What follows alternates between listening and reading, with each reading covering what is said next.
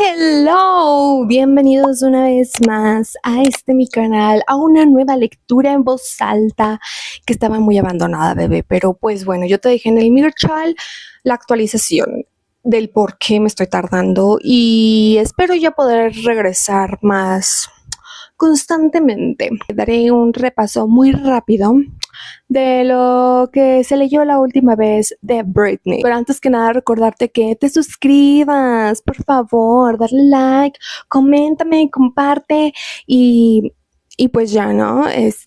Sígueme en todas mis redes y ya. Me acordé, preciosa, ya me acordé. Resumiendo un poco, estábamos ya en esta parte donde Britney y Justin ya no están juntos y el Justin ya sacó su disco y sacó su indirecto en su canción de Cry Me on the River o algo así. Y la Britney estaba como de ¿qué? O sea, ¿de qué se trató esto? ¿Yo soy la mala del cuento acaso? Entonces la Britney se tomó como que un espacio, se fue con una amiguita de viajecito, como que ella tratando de conectar con Dios, con el universo, con el espíritu y tratar de sanarse, porque pues le dolía, o sea, lo amaba, pero la lastimó tanto, pero la estaba humillando de una manera que tú dices, mira, mejor nadota, precioso. Entonces, continuemos con esto. Y dice, capítulo 16. Justin terminó acostándose con 6 o 7 chicas durante las semanas siguientes a nuestra ruptura oficial. Mi pregunta es, ¿cómo supiste, chiquita? ¿Cómo supiste tú ese dato? Pero yo no voy a poner en duda lo que tú me estás diciendo. Ajá. Oh, eso me contaron. Ah, ok. Oye, lo entiendo. Era Justin Timberlake. Esta era la primera vez que iba en solitario. Era el sueño de toda chica. Yo estuve enamorada de él y comprendía la obsesión que la gente tenía con él. Decidí que si Justin iba a enrollarse con otras chicas, yo también debía intentar salir por ahí. Había pasado un tiempo sin quedar con nadie porque tenía el corazón roto y estaba de gira. Aquel invierno vi a un tío que me pareció guapo y mi amigo, promotor de una discoteca, me dijo que tenía buen gusto. Este tío es muy guay, me dijo mi amigo. Se llama Colin Farrell, o creo que así se pronuncia. Y justo ahora está rodando una película. Bueno, pues le eché un par de huevos, ¿what? Bueno, pues le eché un par de huevos, me subí a mi coche y me acerqué al plato de su película de acción SWAT, Los Hombres de Harleston. ¿Pero quién me había creído que yo era? No había seguridad ni nada parecido, así que entré directa al plato de rodaje, donde estaban montando el escenario de una casa y el director al verme me dijo que me sentara en una silla. O sea, pues es que era Britney Spears, ¿no? O sea, ¿cómo le iban a decir? No, chiquita, tú no vas a entrar, ¿a dónde crees que vas? Pues mi niña, tú podías pasar a donde tú quisieras. Vale, respondí, y me senté a mirar mientras rodaban. Colin se acercó y me preguntó si tenía alguna indicación que darle. Estaba invitándome a que le dirigiera. Acabamos teniendo 2 semanas de refriega. Acabamos teniendo 2 semanas de refriega. Refriega es la palabra más acertada.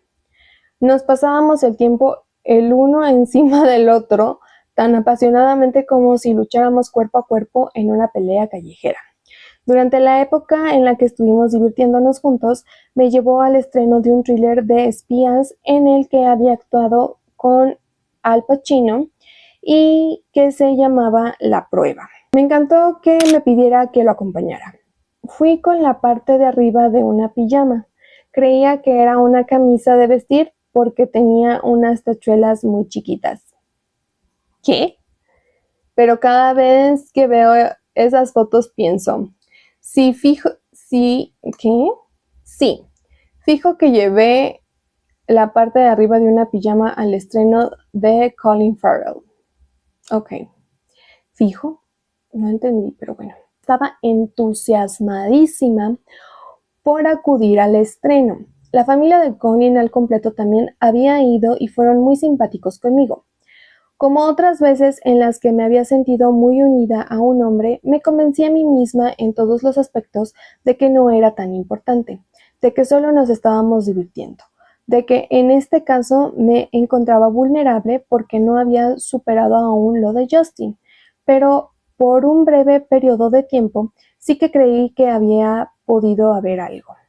Las decepciones en mi vida amorosa no eran más que una parte de lo aislada que me quedé. Me sentía violentada todo el tiempo. Me esforzaba por socializar. Natalie Portman, a la que había conocido cuando éramos niñas en el circuito teatral de Nueva York, y yo llegamos a organizar juntas una fiesta de fin de año. ¿Qué? Pero me costaba una barbaridad. La mayoría de los días no conseguía llamar ni siquiera a una amiga por el teléfono. La idea de salir y enfrentarme a estar en el escenario, en discotecas, incluso en fiestas o cenas, me aterrorizaba. Sentirme bien con grupos de otras personas era algo raro. La mayoría de las veces sufría mucha ansiedad social. La ansiedad social funciona de manera que lo que le parece a la mayoría de la gente una conversación totalmente normal, a ti te resulta mortificante. Estar rodeada de personas, en especial en una fiesta o en cualquier otro tipo de situación donde se espera que ofrezcas una buena presencia, provoca ataques de vergüenza sin motivo aparente. Tenía miedo de que me juzgaran o de decir alguna estupidez. Cuando sufro esa sensación, quiero estar sola. Me asusto y me entran ganas de excusarme para ir al lavabo y luego escaparme. Oscilaba entre cero social y estar increíblemente aislada. No dejaba de oír que parecía muy segura de mí misma. A todo el mundo le costaba imaginar que alguien capaz de actuar ante miles de espectadores se dejase llevar por el pánico cuando estaba fuera del escenario con una o dos personas. La ansiedad es así de extraña. Y la mía aumentó cuando me quedó claro que hiciera lo que hiciese, incluso lo que ni siquiera había hecho, salía en primera página. Oh, sí. O sea, regresamos a ese tiempo donde Britney era muy acosada por los paparazzis y por todo el mundo en general. Esas historias a menudo iban acompañadas de fotos poco favorecedoras que me sacaban cuando menos lo esperaba. Así es. Yo ya estaba diseñada para preocuparme por lo que los demás pensaran de mí. Pero el foco nacional convirtió esa tendencia natural a la preocupación en algo insoportable. Mientras que las noticias sobre mí no salían ser precisamente de buen rollo, la prensa del espectáculo estaba llena de historias positivas de Justin y Christina Aguilera. Justin salió en la portada de Rolling Stone medio desnudo. Christina salió en la portada de Blender vestida como una madame de viejo oeste. Salieron los dos juntos en la portada de Rolling Stones. Él con una camiseta sin mangas negra, mirándola con deseo, y ella de cara a la cámara, vestida con una camiseta negra con cordones abiertos. En aquel artículo, ella decía que pensaba que Justin y yo teníamos que volver a estar juntos, lo que me desconcertó, dando lo negativa que se había mostrado en otros lugares. Ver a esas personas que había conocido tan íntimamente hablando de mí de esa manera en la prensa me hacía daño, incluso aunque su intención no fuese ser crueles. Era como si metieran el dedo en la llaga. ¿Por qué era tan fácil para todo el mundo olvidarse de que yo era un ser humano lo bastante vulnerable para que aquellas palabras me marcaran? Ay, chiquita, estoy con la voz, pero sí horrible, bien seca. Continuemos. En un momento en el que quería desaparecer, me encontré viviendo sola en la ciudad de Nueva York, en el piso de un edificio de 4 plantas, en el NoHo, donde antes vivía Cher. ¿Qué? Tenía los techos altos, una terraza con vistas al Empire State y una chimenea mucho más elegante que la del salón de nuestra casa de Kentwood. Habría sido un apartamento de ensueño como base de operaciones para explorar la ciudad, pero casi nunca salía de ahí. Una de las pocas veces que lo hice, un hombre detrás de mí en un ascensor dijo algo realmente divertido. Al darme la vuelta vi que se trataba de Robin Williams. ¿Pero cuál Robin Williams? ¿El actor o el cantante? Quisiera yo saber. En una ocasión me di cuenta de que había perdido la llave del apartamento. Podía decirse que era la mayor estrella aquí en la Tierra y ni siquiera tenía una llave para entrar en mi apartamento. ¡Qué pedazo de idiota! Estaba atascada emocional y físicamente. Sin una llave no podía ir a ningún sitio. Tampoco me apetecía comunicarme con nadie.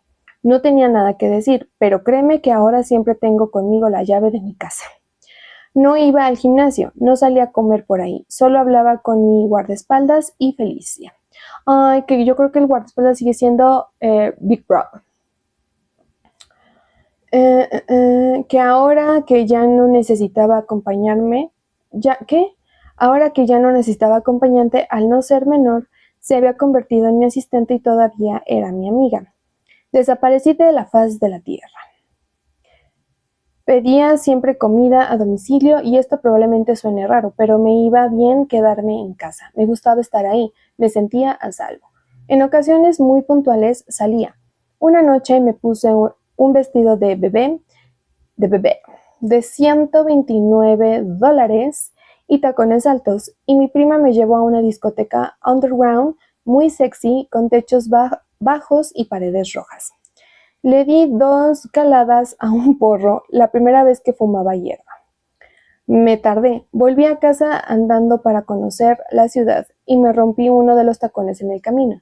Cuando llegué a mi apartamento salí a la terraza y estuve horas mirando las estrellas. En ese momento sentí que me fundía con Nueva York. Una de mis pocas visitas durante aquel periodo extraño y surrealista fue Madonna. Entró en el piso y por supuesto enseguida se hizo con la habitación. Recuerdo haber pensado, ahora es la habitación de Madonna. Asombrosamente guapa, rezumbaba fuerza y seguridad. Fue directa a la ventana, miró al exterior y dijo, bonitas vistas. Sí, son bonitas, supongo, contesté. La enorme seguridad de Madonna me ayudó a ver gran parte de mi situación con otros ojos.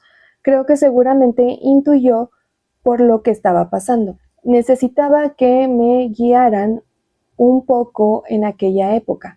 Había mucha confusión en mi vida y ella intentó orientarme. En el momento hizo conmigo la ceremonia del hilo rojo para iniciarme en la cábala y me dio un baúl lleno de libros de Zohar con los que rezar. En la nuca me tatué una palabra en hebreo que representa uno de los 72 nombres de Dios. Algunos cabalistas consideran que significa curación, que era lo que estaba todavía intentando lograr. Madonna causó un buen efecto en mí en muchos sentidos. Me dijo que debía asegurarme de pasar tiempo fuera por el bien de mi alma, e intenté hacerlo. Fue un modelo de un tipo de fuerza que yo necesitaba ver. Hay muchas maneras distintas de ser mujer en la industria musical. Puedes ganarte una reputación por ser una diva, puedes ser profesional o puedes ser una niña buena. Siempre me había esforzado muchísimo por agradar a mis padres, agradar a la audiencia, agradar a todo el mundo. Debí de asimilar esa actitud de indefensión de mi madre. Veía cómo la trataban mi hermana y mi padre y cómo ella simplemente lo aceptaba. A principios de mi carrera seguí ese modelo y fui pasiva. Ojalá hubiera tenido entonces a una tía más cabrona cerca para aprender a ser así antes. Si pudiera retroceder en el tiempo, intentaría ser mi propia madre, mi propia pareja, mi propia abogada, tal como sabía que hacía Madonna. Había tenido que soportar mucho sexismo e intimidación por parte del público y de la industria musical, y la habían humillado muchas veces por su sexualidad, pero siempre lo superaba. Cuando Madonna aceptó su premio a la Mujer del Año de la revista Billboard hace unos años, dijo que la habían sometido a una descarada misoginia, sexismo, una humillación constante e insultos crueles. Si eres una chica, tienes que jugar. ¿A qué juego? Se te permite ser guapa, mona y sexy, pero no vayas de muy inteligente, no tengas una opinión. Estaba en lo cierto. La industria musical, en realidad, el mundo entero, que era lo que yo iba a decir, es que no nada más la industria musical, pero todo el mundo en todos los aspectos. Está creada para los hombres. En especial, si eres una niña buena, como yo, te pueden destrozar completamente. Para entonces, casi era demasiado buena. Fuera donde fuese, Felicia escribía notas de agradecimiento al chef, al camarero, a la secretaria. Hasta el día de hoy, como chica sureña que soy, creo en las notas de agradecimiento escritas a mano. Madonna se dio cuenta de lo mucho que quería agradar y de cómo seguía a las demás en vez de zanjar el asunto diciendo, vale gente, escuchad, porque está en español, españolete, acuérdate. Esto es lo que vamos a hacer. Decidimos actuar juntas en los VMA. Cada vez que ensayábamos, fingíamos que nos besábamos. Ok, esto ya lo habíamos leído, ¿no? O estos son otros premios. No me acuerdo, preciosa. No me acuerdo. Porque cuando se besan, ella todavía estaba con Justin, ¿no? Según yo, sí. Ajá. A unos 2 minutos de salir a escena, estaba sentada a un lado del escenario, pensando en mi actuación más importante hasta la fecha en los VMA.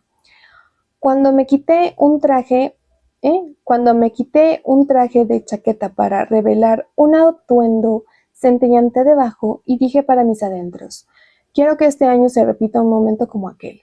Debería ir a por el beso.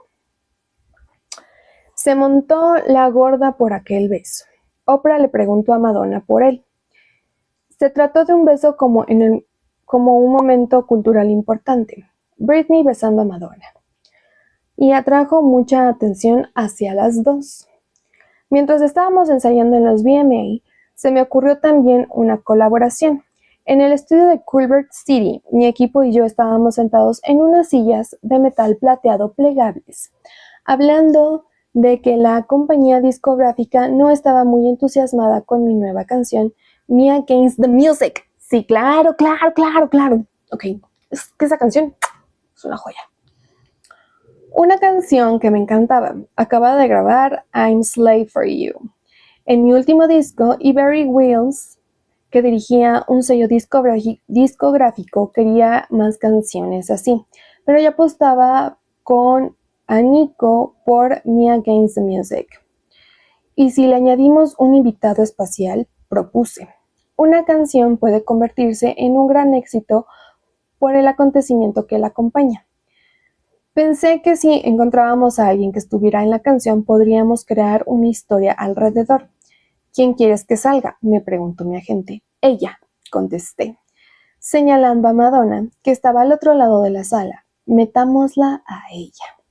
Joder, exclamó. Sí, eso funcionará. Y funcionó. O sea que entonces...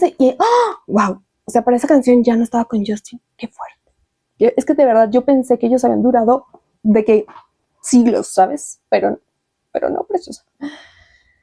En vez de preguntárselo a su equipo, acordamos que se lo pediría yo directamente a ella. Así que me acerqué a Madonna. Hablemos un momento, le dije. Le comenté lo divertido que sería hacer la canción juntas y que podíamos ayudarnos mutuamente. Era algo que nos beneficiaría a ambas. Y accedió. Me Against the Music sigue siendo una de mis canciones favoritas y de todo el mundo, mi amor, de todo el mundo. Y la colaboración con ella es parte de lo que la hace tan memorable. Concuerdo.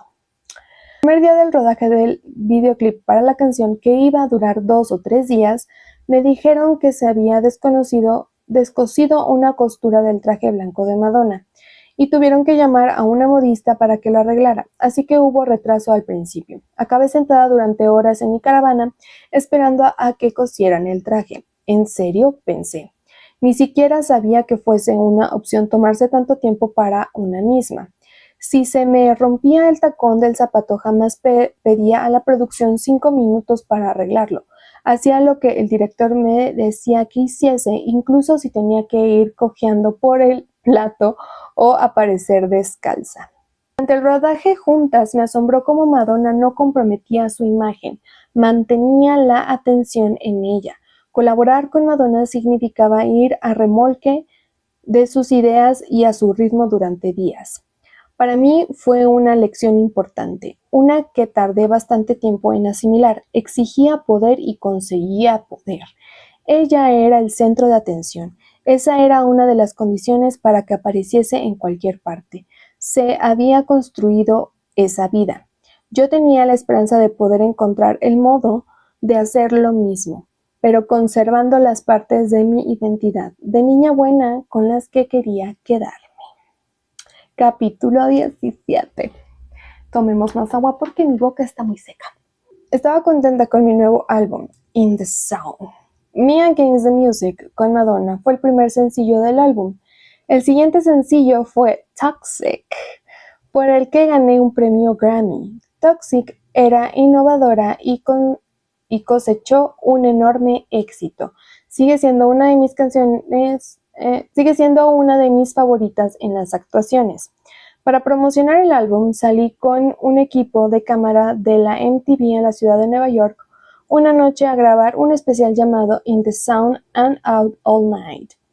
Fuimos en coche por toda la ciudad para actuar en 3 discotecas, Show, Splash y Avon.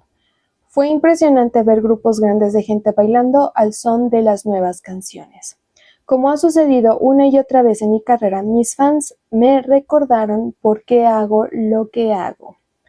Pero entonces, un día alguien llamó a mi puerta. Cuando la abrí, 4 hombres entraron sin más. 3 de ellos me resultaban desconocidos. No había visto sus caras en mi vida. El cuarto era mi padre. Ay, Dios. Hicieron que me sentara en el sofá, el mismo que a día de hoy tengo en mi dormitorio. Al instante empezaron a acribillarme a preguntas y más preguntas. Permanecí en silencio. No me apetecía hablar con nadie. No tenía nada que decir. Un día más tarde recibí una llamada de mi equipo. Iba a entrevistarme con Diane Swire en ese mismo sofá, debido a lo que había sucedido con Justin y todo por lo que había pasado. No me veía capaz de mantener el contacto con el mundo. Una nube oscura cubría mi cabeza. Estaba traumatizada.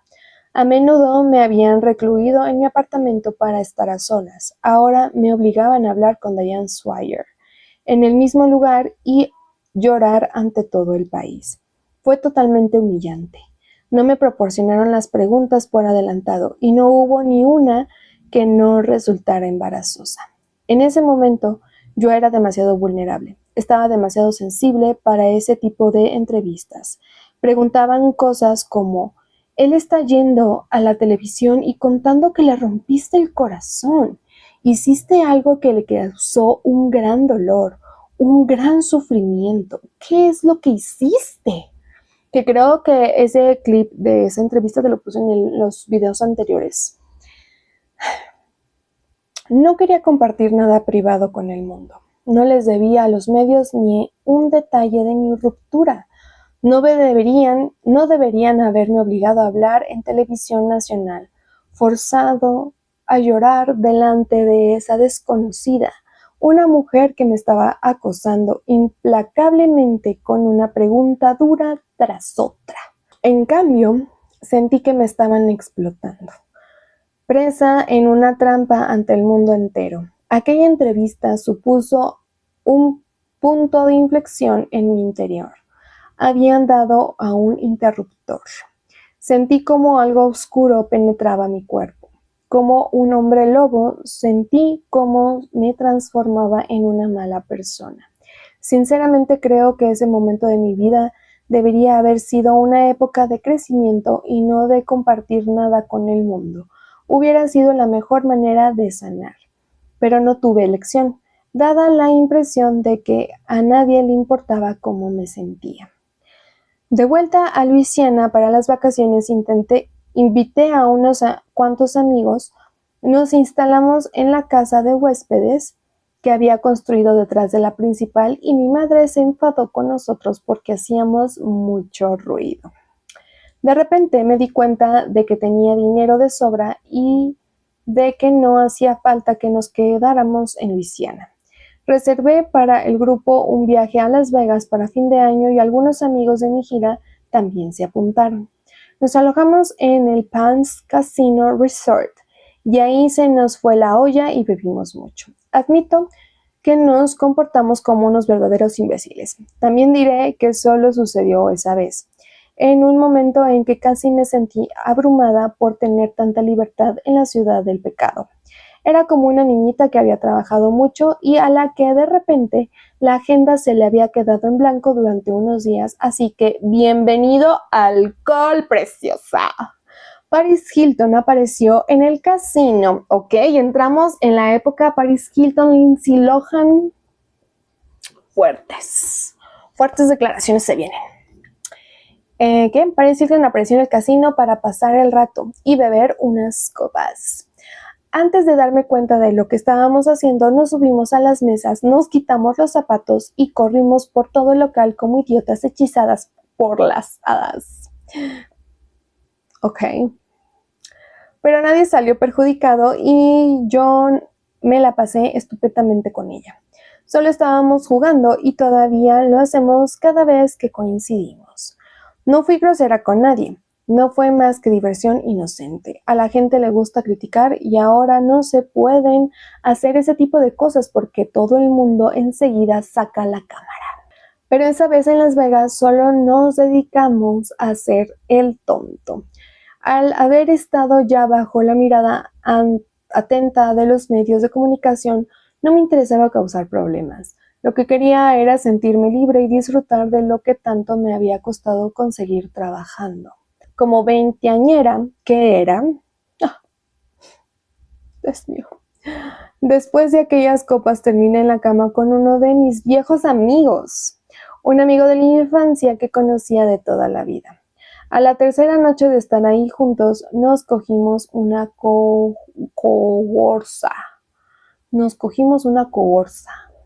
¿Qué quiere decir esto? Espera. Cohorza. O sea, pues borrachera otra vez, ¿no? Ni siquiera me acuerdo de lo que sucedió esa noche. Pero por los cabos que até nos quedamos en plan tranqui en la habitación del hotel viendo películas hasta tarde. La sonrisa de Mona Lisa y La Matanza de Texas. Y después tuvimos la brillante idea de ir a Little White Chapel a las 3 de la madrugada. Al llegar ahí estaba casándose otra pareja, así que tuvimos que esperar. Sí, hicimos cola para casarnos. La gente me había preguntado si le quería. Seamos claros, Johnson y yo estábamos enamorados. Jason, ¿cuál Johnson? Jason, o sea, con el que ya se casa y tiene sus hijos. Jason y yo estábamos enamorados. Me encontraba francamente borracha y probablemente en un sentido más general en ese momento de mi vida, muy aburrida. Al día siguiente toda mi familia viajó en avión a Las Vegas. Se presentaron y se quedaron observándome furiosos. ¿Qué pasó anoche?, pregunté mirando a mi alrededor. ¿Es que maté a alguien? Te casaste, respondieron, como si en cierta manera fuera algo peor. Solo nos estábamos divirtiendo, aduje. Pero mis padres se lo tomaron muy en serio. Tenemos que anularlo, dijeron. Le dieron muchísima importancia a algo que había sido por pura diversión. Todo el mundo tiene una perspectiva diferente, pero yo no me la tomé tan en serio. Creía que casarme en Las Vegas era una tontería, que la gente hacía en broma. Pero mi familia se lo tomó como si hubiera iniciado la Tercera Guerra Mundial. El resto del tiempo que estuve en Las Vegas me lo pasé llorando.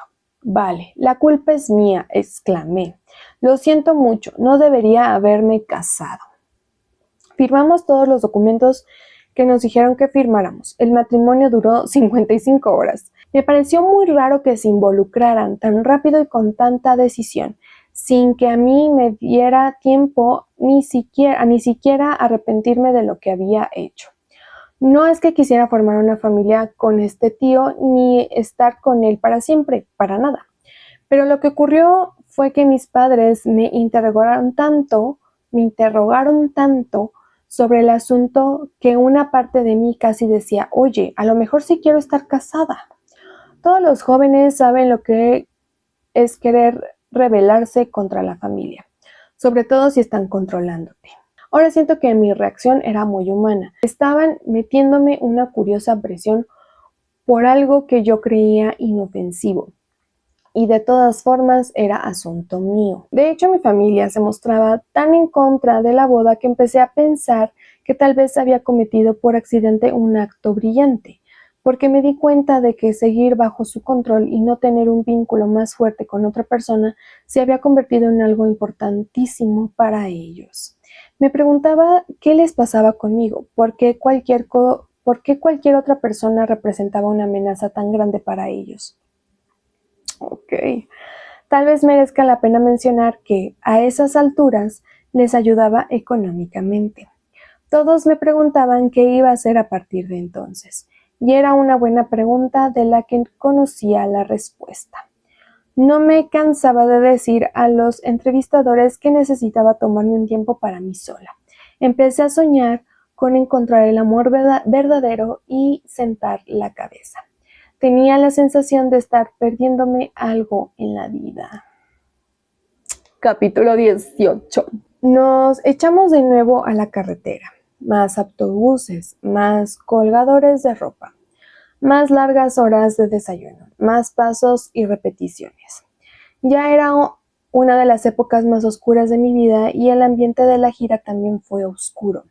Muchos números en los que acababa sudando, temas sombríos e iluminación lóbrega. La gira también provocó un cambio en mi relación con mi hermano Brian. Como trabajaba ahora como parte de mi equipo, a Brian se le pagó muy bien y a mí también por la gira Onyx Hotel Tour. También hizo mucho por mí con Elizabeth Arden.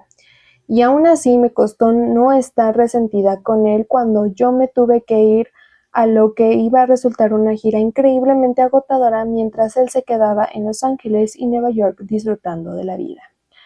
Le perdí la pista a mi hermano durante esos años, y en muchos sentidos fue como si perdiera a Justin y a Brian por la misma época. Esa gira fue muy deprimente. En Moline, Illinois, me hice una lesión bastante fea en una rodilla hacia el final del espectáculo. Ya me había hecho daño antes ensayando para el videoclip Sometimes de mi primer álbum. Aquello fue más grave. Me puse a llorar como una histérica. Con esta lesión solo tuve que cambiar 2 fechas, pero en mi cabeza ya me había empezado a marcharme. Anhelaba cierta ligereza y alegría en mi vida. Entonces Kevin Federline era quien me sostenía. Eso es lo que más recuerdo. Nos conocimos en una discoteca que se llamaba Joseph's Cafe en Hollywood, donde solía sentarme en una mesa al fondo. Inmediatamente desde que le vi, conectamos. Fue algo que me hizo sentir como si pudiera escapar de todo lo que me hacía cuesta arriba en la vida. Aquella primera noche cuando nos conocimos me abrazó, me sostuvo ligeramente, en una piscina durante horas. Así era él conmigo, estable, fuerte, un consuelo. Recuerdo que fuimos a nadar y me rodeó con los brazos en el agua, y no me soltó hasta que yo quise, sin importar cuánto tiempo fuera eso. Era más que un rollo sexual, no se trataba de lujuria, era íntimo, me abrazaría mientras yo quisiera. ¿Había hecho alguien algo así alguna vez en mi vida? Si era así, no recordaba cuándo. ¿Y había algo mejor? Después de lo que había pasado con Jay, no había estado con nadie de verdad desde hace mucho tiempo. Entretanto, la prensa continuaba sugiriendo hombres famosos con los que debía salir, de la realeza, directores ejecutivos, modelos. ¿Cómo iba a explicar que yo lo único que quería era que me abrazara un hombre durante una hora en la piscina? Creo que muchas mujeres, esto es totalmente aplicable a mí, pueden ser tan fuertes como quieran, pueden representar ese papel poderoso, pero a fin de cuentas, después de hacer nuestro trabajo, ganar nuestro dinero y ocuparnos de todos los demás, queremos que alguien nos abrace fuerte y nos diga que todo va a salir bien. Claro que sí, precios, así somos. Lo siento, sé que suena retrógrado, pero creo que es un impulso humano. Claro que sí. Queremos sentirnos a salvo, vivas y sexys, todo al mismo tiempo. Y eso era lo que me ofrecía Kevin. Así que me agarré a él como si no hubiera mañana. Al principio mi relación con Kevin era divertida. A Kevin le gustaba mi forma de ser. Como mujer que pasaba mucho tiempo intentando estar a la altura de las expectativas de la sociedad, era un regalo relacionarme con un hombre que me permitía ser exactamente como yo era. Kevin tenía reputación de malote. Aún así, cuando nos conocimos, yo ignoraba que era padre de un hijo y que su exnovia estaba embarazada de 8 meses del segundo. Lo ignoraba por completo. Vivía en una burbuja y no contaba con muchos buenos amigos cercanos en los que confiar y que me aconsejaran. No lo supe hasta que llevamos un tiempo juntos y alguien me preguntó si sabía que acababa de tener otro hijo. No me lo creí, pero cuando le pregunté me respondió que era verdad. Me contó que los veía una vez al mes. ¿Tienes niños? Le dije, ¿Tienes hijos? No solo un hijo, sino 2. Me lo había jurado, estaba claro. No lo sabía. Aquella primavera del 2004 tuve que volver a trabajar para cumplir con mis fechas contratadas, aunque no me apetecía nada. Supe que sería soportable si Kevin me acompañaba y accedió a venir. Nos divertimos muchísimo en esa gira. Me ayudó a mantenerme distraída del trabajo que me resultaba más un reto que nunca. Después de los conciertos no tenía que volver sola a la habitación del hotel. En el avión de regreso a casa íbamos charlando y le pedí que se casara conmigo. Me rechazó y luego me lo propuso él. Filmamos diarios de gira juntos.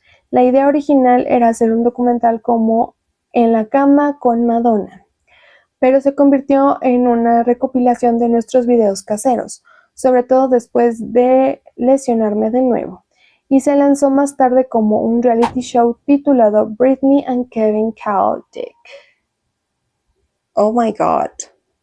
La gira Onyx Hotel Tour fue muy dura. Para empezar, era demasiado sexual.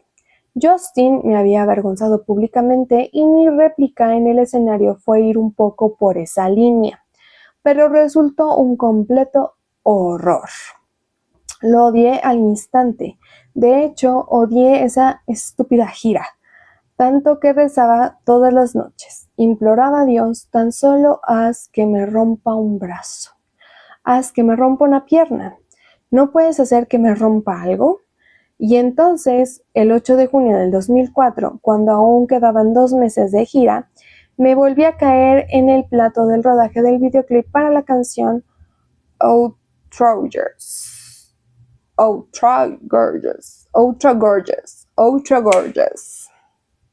Me lesioné otra vez la rodilla y tuvieron que operarme.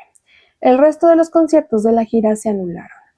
Recordé lo mucho que había sufrido de adolescente haciendo fisioterapia para la rodilla. Fue una experiencia atroz. Tenía que mover las piernas arriba y abajo, aunque me provocara un dolor indescriptible. Así que, cuando los médicos me ofrecieron oxicodona, me la tomé. No quería volver a experimentar aquel nivel de dolor. Me limité a ir a mi apartamento de Manhattan, meterme en mi cama de princesa y si alguien, amigos, familia, personas del trabajo, mostraba interés de hablar conmigo, les decía que me dejaran en paz, que no quería hacer nada ni ver a nadie. Y desde luego ni me planteé salir otra vez de gira durante un tiempo, si podía evitarlo. En parte, creía que me había ganado el derecho de tomar mis propias decisiones en mi vida personal, después de una agenda tan agotadora.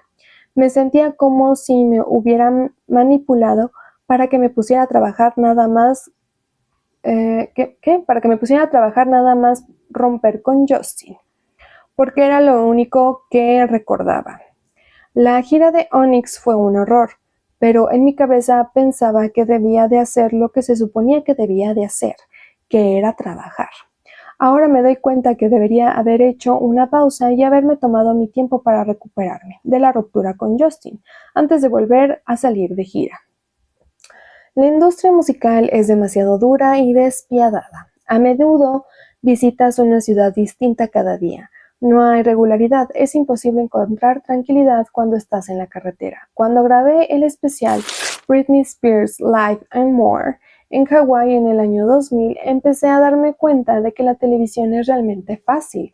La televisión es parte del lujo del negocio. Ir de gira no lo es. Mi hermana también acababa de firmar un contrato con Nickelodeon.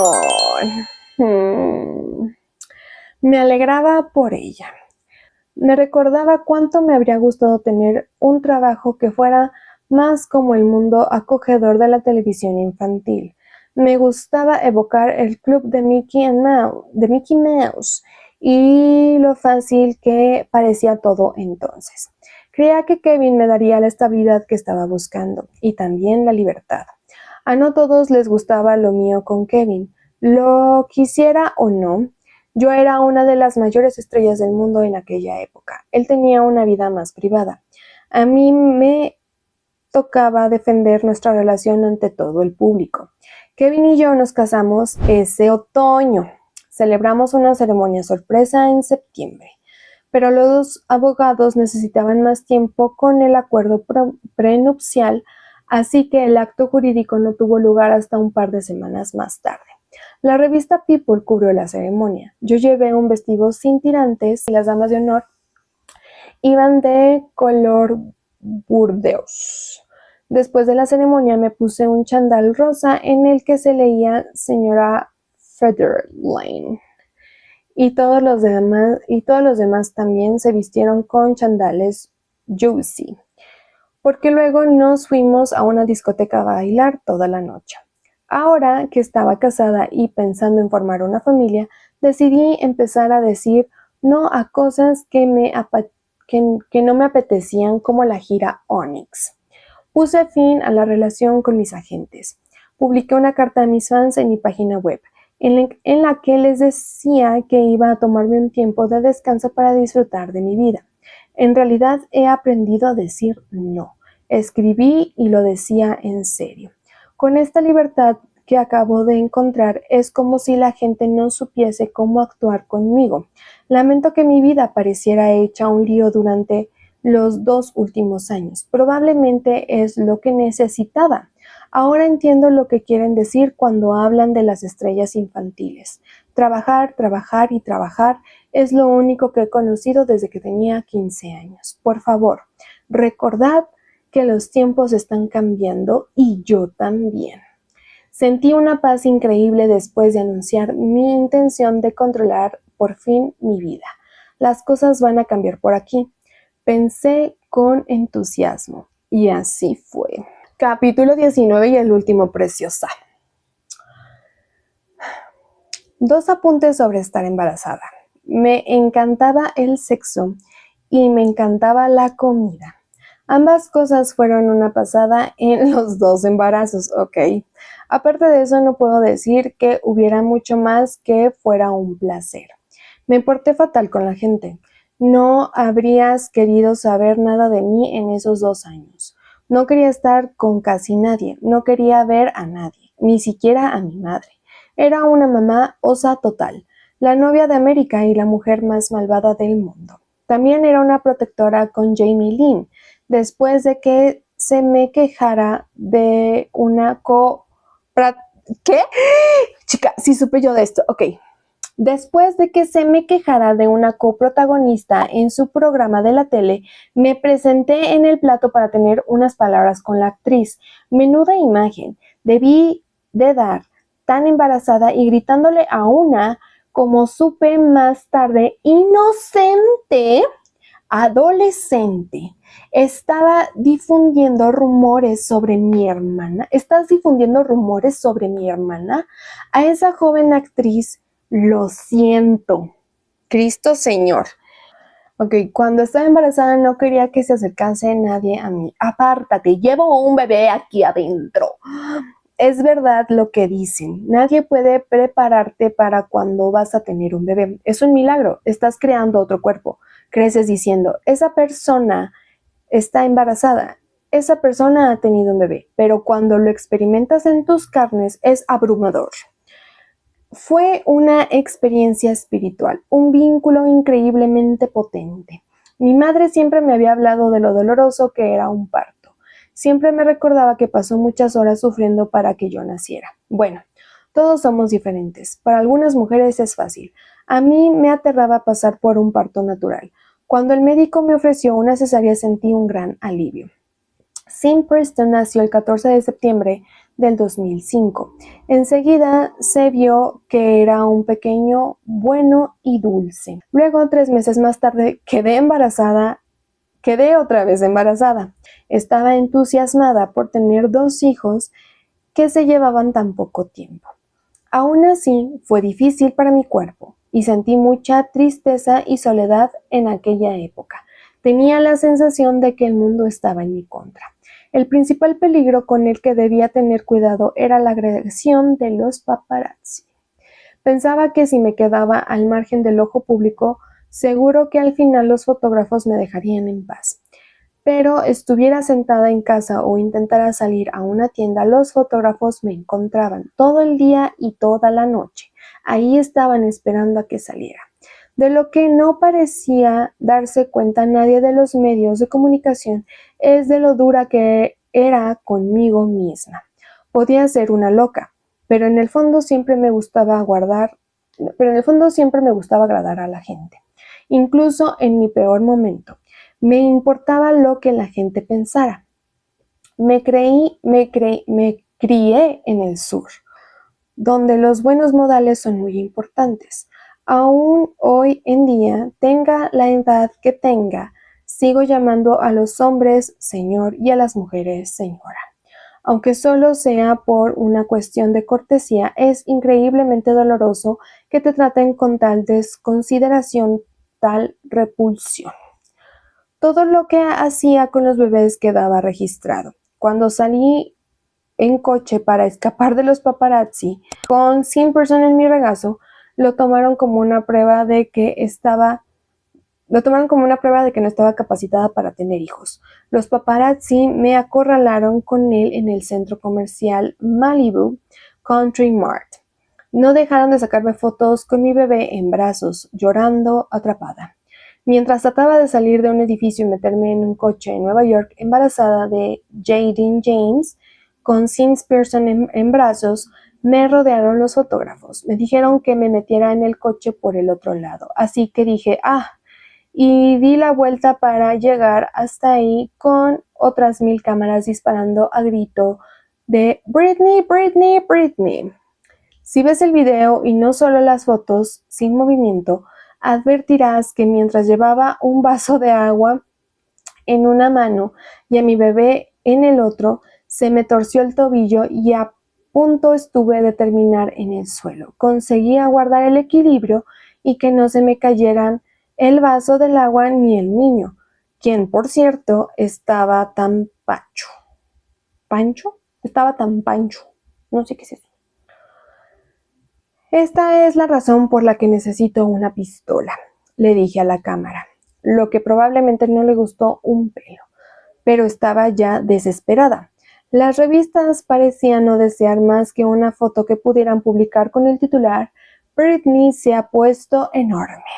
Mirad, no lleva maquillaje, como si eso fuera una especie de pecado, como si engordar fuera algo malo, que les hubiera hecho a ellos personalmente como una traición. ¿En qué momento prometí seguir teniendo 17 años el resto de mi vida? Y con esto concluimos, preciosa.